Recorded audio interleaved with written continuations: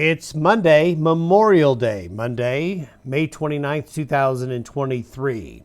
On this Memorial Day Monday, this day of remembrance, we are going to be looking at a weather pattern and weather forecast that isn't going to change at all for next several days in a row.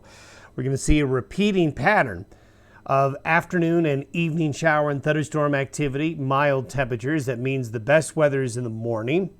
By mid to late afternoon and evening, thunderstorms are going to be around, and in some areas east of the Continental Divide, we're going to see some of these showers and thunderstorms occasionally getting strong, as we saw over the weekend and late last week. So continue to expect these afternoon and evening showers and thunderstorms. This is going to be especially true on the plains, Front Range, and areas near the mountains. The air is drier west of the Divide, so those areas won't see as much activity. But that activity west of the Divide will pick up later this week and over the weekend. We'll show you that here in a minute. The pattern is stuck in gear. There's really nothing changing. And as long as the pattern remains the same, the pattern day in and day out will change very little. That means comfortable temperatures, really in the Goldilocks zone. Not too hot, not too cool, just about average. Little change through the week, but we will be looking at what is likely going to be better chances for showers and thunderstorms in many areas west and east of the Divide by the weekend. Great shot here of some of the severe weather. Thanks, Marianne, for the shot near Torrington, the eastern plains of Wyoming, the eastern counties, especially Platte, Goshen, Laramie, Converse, up into the northeast corners of Wyoming, into the panhandle of Nebraska, southwest Nebraska in particular, picking up a lot of rain over the weekend, as these slow-moving thunderstorms with a lot of rain, some hail, and yes, more land spouts were spotted over the weekend. In fact, we'll talk about that. Tornadoes and land spouts, what's the difference? We'll talk about that this week as we roll on through, as we'll have more opportunities probably to see them. Now, the satellite photo this morning showing the water vapor.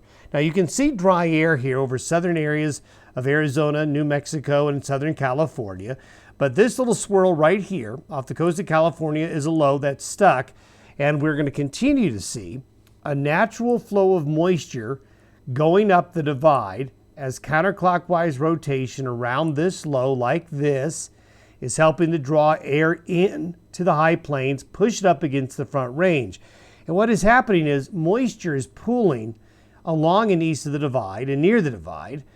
This dry air right here, until it gets entrained or pushed northeastward, it's not going to be able to dry out the atmosphere. So the atmosphere just needs daytime heating, high elevated terrain, that would be the high plains and the Front Range of the Rockies, and that moisture getting pushed uphill, upslope, then it's heated, and then you're going to get your afternoon showers and thunderstorms. And this pattern is just going to be stuck. Here's your precipitable water. The green areas show where the heavier moisture is. The brown areas where the air is a little bit drier. White means there's adequate moisture.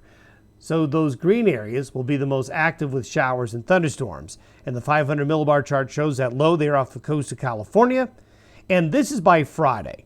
There's really no remarkable change. It's essentially still a trough in the west, high pressure in the upper Midwest, and that's where we've been.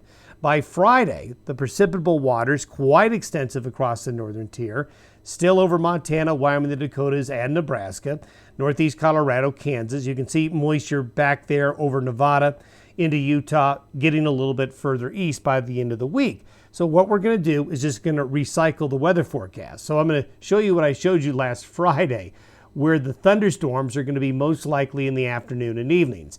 This is for today.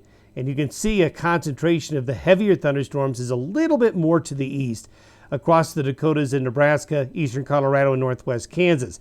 And that's where the severe weather threat today is, and that darker shaded green is where the stronger thunderstorms are likely going to be. Heavy rain and hail is going to be the biggest concern. This is what the thunderstorm forecast looks like for tomorrow. As we get into Wednesday and tomorrow, again, some of those showers and thunderstorms in those darker green areas could be stronger, more severe weather in those areas. The lighter shade of green is where what we call a general thunderstorm pattern is going to be. And then this is for Wednesday, this is for Thursday, this is for Friday. So really, the next 5 days, it's the same forecast. This is Saturday. Now notice as we get into Friday and Saturday, there's more in the way of thunderstorm activity west of the divide here. So that would be western and southwest Colorado, back into Utah, the Four Corners area, even into California, as that upper level low comes around a bit. Now this is for Sunday. So the thunderstorm activity is a bit more commonplace along and west of the divide, but still east of the divide, but not as much. So the bottom line is the next 4 to 5 days, nothing changes along and east of the divide or really west of the divide. By the end of the week and the weekend, thunderstorms get more numerous west of the divide, maybe a little less numerous in areas east of the divide, but still nonetheless a pattern where more rain is likely going to be falling, as May is going to end up being a very wet month, mainly and especially along and east of the divide and into the plains where actually the drought conditions have been the worst.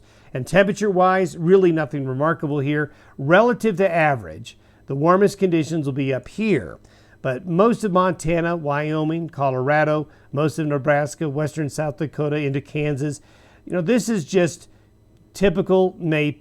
Temperatures really not too hot, not too cold, not very far from average as we go into the first week of June. Have yourself a good Memorial Day. We'll see you tomorrow.